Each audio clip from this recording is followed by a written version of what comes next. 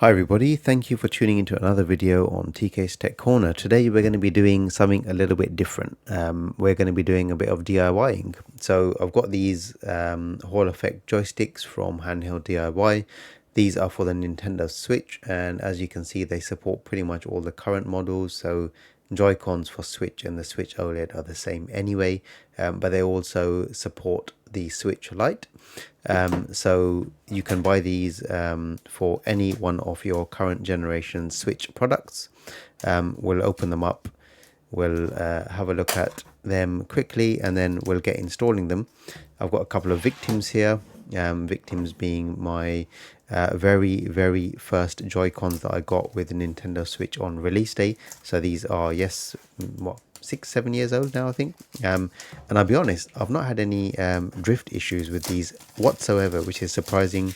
They've been through a good few hundred hours of gameplay, no joke. They've been through Breath of the Wild, they've been through Tears of the Kingdom.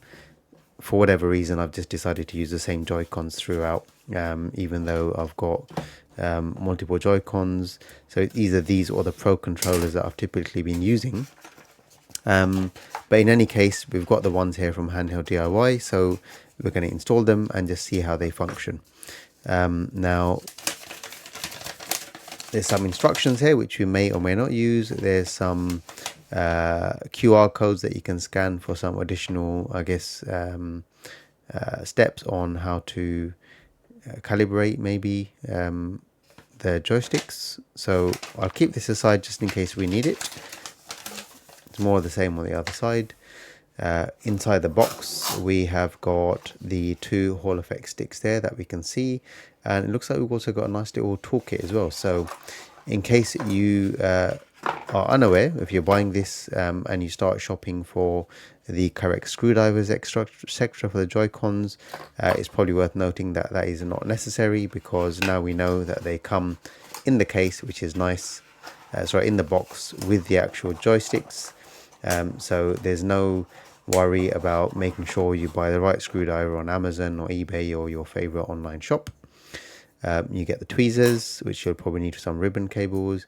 You get two screwdrivers. One is I think it's a Phillips head, if we can get this thing to zoom in properly. One is a T tri-wing screwdriver.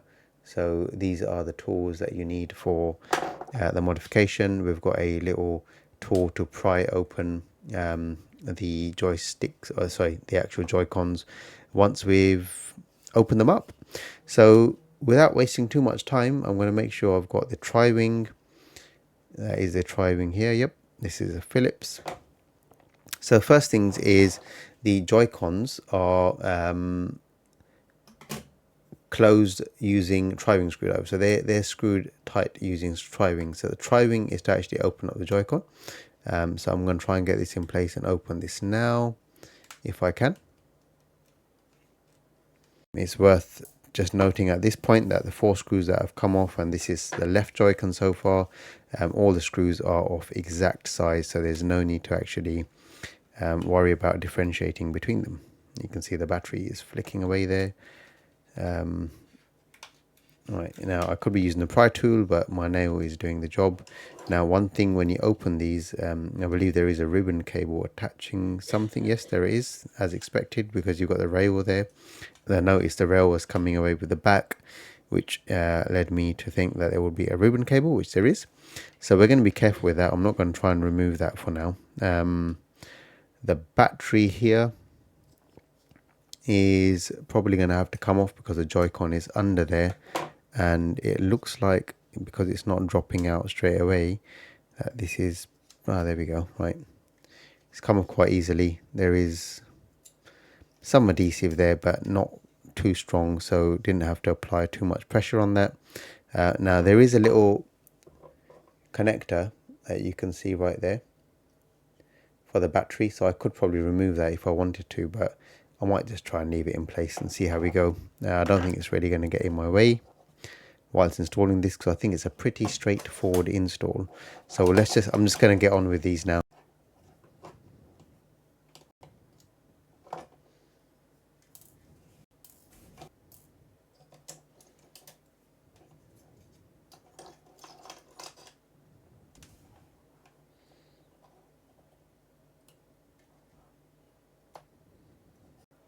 back with the Phillips to remove. So this ribbon cable, I don't think there's a clip or anything. I think it's just going to pull out.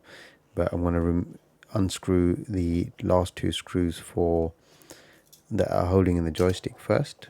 I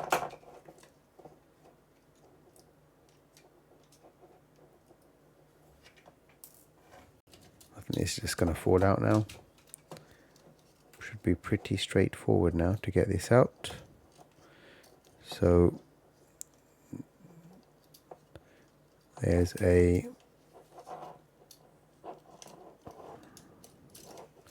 what looks like a little rubber gasket type thing holding, or just going around the joystick, which I'm trying to carefully remove. There we go, because I think that needs to stay in place, and this is just going to slide out. So there we go. That's the original one. Now I've got to make sure I don't mix these up, and you've got to make sure you get the right sides in as well. I'm trying to look at them and see if there's a left or right. I think they look exactly the same. I don't think there's any difference in them whatsoever. There's no markings on them to indicate which one is left or right either. So we'll just go ahead and get them in. They look exactly the same to me, as you can see. And if we look at the left, if we look at the two that came in the box again, I don't think there's any left or right on these. No markings on the front or back to suggest which one's the left stick and which one's the right stick. It says Hold 3D there as well. So I think we can safely install any one that comes to hand first. So I'm just going to pick up this one because I've now got it in my hand. Now the idea is that I'm going to do this in reverse, right? So I'm going to first try and push this ribbon cable in.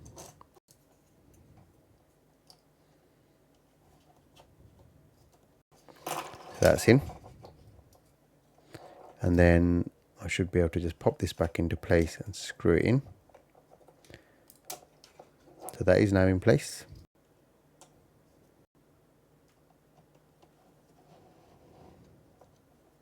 Right, they're in. So I'm just going to, there's a white line there that's kind of indicating, I'm guessing, how far this ribbon cable needs to be pushed in. So I'm just going to try and give it another little push to make sure it's fully in. And that is fully in, it's not going in anymore. We'll soon find out if it's working or not anyway, if I've done any damage. Hopefully I have not. This ribbon cable that I removed to undo the screw needs to also go back in place. So that also looks like it's clipped back in now, as you can see there. And now it's just a matter of closing it up and giving it a quick well, it's not yet because we've got to get these back on as well, don't we? So just using the tweezers provided with the kit, just sliding that back in. That is now in place. It doesn't need to go in all the way. You can see the pins are a little bit exposed there, but that's exactly how it was when I opened it, so you can see that there.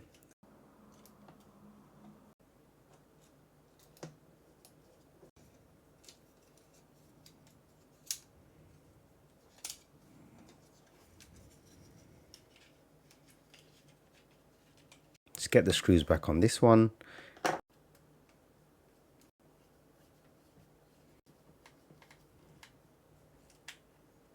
Right, left Joycon done, onto the right one. Exactly the same process. I'm guessing for the most part of it, it's going to be exactly the same. There may be a slight difference on the internals, but we'll find out as soon as we open it up.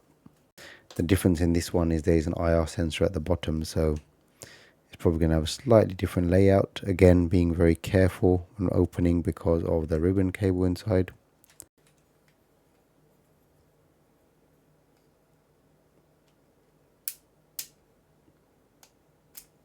Right, I've got that off. That's enough room to work. You know what? Let's take off the battery connector on this one. Let's see how much of a pain it is to get these back on. I wouldn't expect it to be too hard. It's just come off nice and easy. I think that's probably going to make my life a bit easier not to have that weight while I'm working. So let me get this compartment off. Just 2 screws by the looks of it. Oh no, there's a third one there as well. So they are 3 screws again. Right. Little antenna just slides in place there, so I'm just going to put that aside for now. We're not going to need that right now. So again, with the Phillips, 2 screws for the actual joystick itself, and this should now just pull out. That's the old joystick. So there's the Hall effect one. That should slide into place again.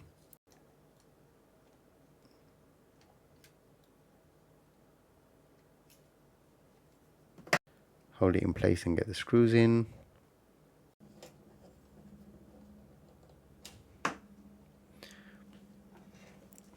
Alright, so that's the joystick back in place.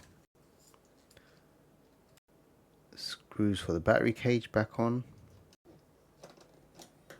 Okay, next thing we'll do is we will get the antenna back in place.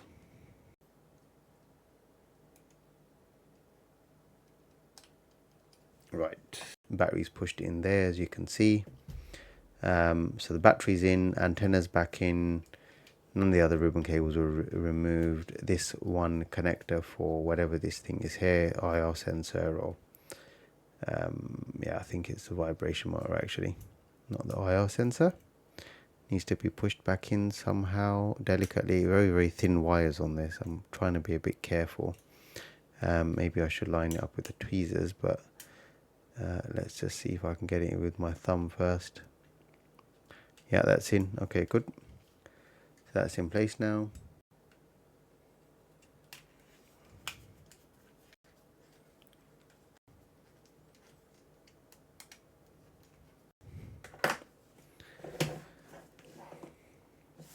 Right, all closed up, done. Let's get the old ones out of the way and let's get these connected to the switch. Right, calibrate control sticks. So tilt and hold the control stick you wish to calibrate. So let's do the left stick first. Right, now we can see that's working absolutely fine there.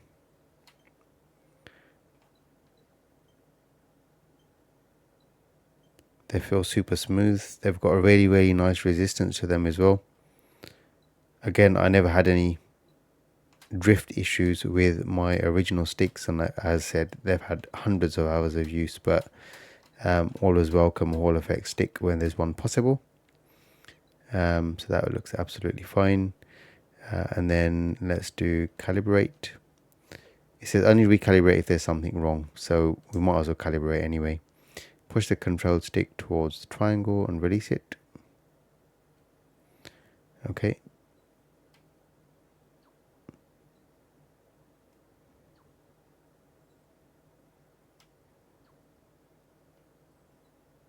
Now we're doing full rotations. Calibration complete.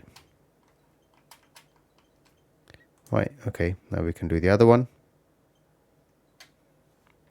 That is off center, you can see that there. So we should calibrate this one as well. So remember, this is just out of the box behavior at the moment. So we're going to do calibrate.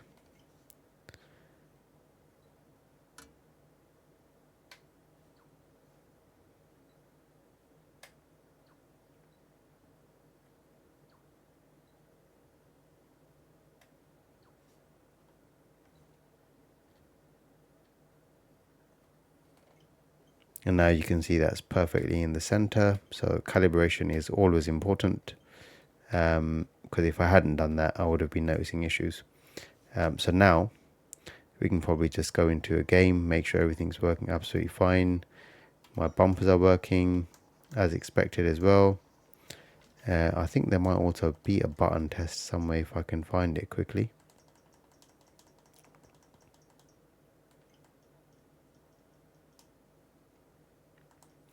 Test input devices, test controller buttons. So we can see all the buttons are working absolutely fine as well. And L and R buttons are working. So everything's working absolutely fine. No issues after the modification. So overall, a very, very simple yet effective modification if you've got drift and you want to get away from the old sticks and move to new magnetic Hall effect sticks. This is a great option for you. I'll leave the link to these sticks in the description below. I think overall, even for someone that's not opened Joy-Cons like me, this is the first time I've ever opened them. You're talking about a 15-20 minute comfortable process max. Shouldn't take any longer than that. Very low risk modification, as you can see in the video. Just before I end the video, I wanted to just quickly introduce you to the new handheld console coming from Abxylute. They previously had the Abxylute One Handheld. They've now got a new model coming up. This is a pre-launch page for the device, the One Pro. So the Abxylute One Pro. It's fully upgraded hardware from full-sized analog sticks, their Hall effect sticks and triggers. We've got a chip upgrade as well. So this thing is going to be awesome for emulation and playing other Android games as well. It's going to be fantastic for just, I guess, pretty much everything on the go, right? So you can play your Xbox Game Pass games, PlayStation Remote Play, as well as local native Android games. And then if you're stuck on your emulators, you can also download and install a bunch of emulators and play them as well. So this is going to support a lot of mobile gaming. You can see it's running Android. So all the Android games on the Play Store that support controller input are going to be functional, and then for games that support touch input only, there's still going to be the opportunity to play those games with some overlay. So overall, it's going to be a really fantastic product. Keep a lookout for this. I'm going to be promoting this product more as I get more and more details for it, but I just wanted to bring your attention to this device in case you're interested. Watch this space for some more information soon. And on that note, if you've got any questions at all, please ask them in the comment section below and I'll try and answer them as soon as I can. If you've enjoyed the video and found it helpful, please leave a thumbs up. And if you haven't already done so, please hit the subscribe button in the bottom right hand corner to support my channel. Thanks for watching, and I'll see you in the next one.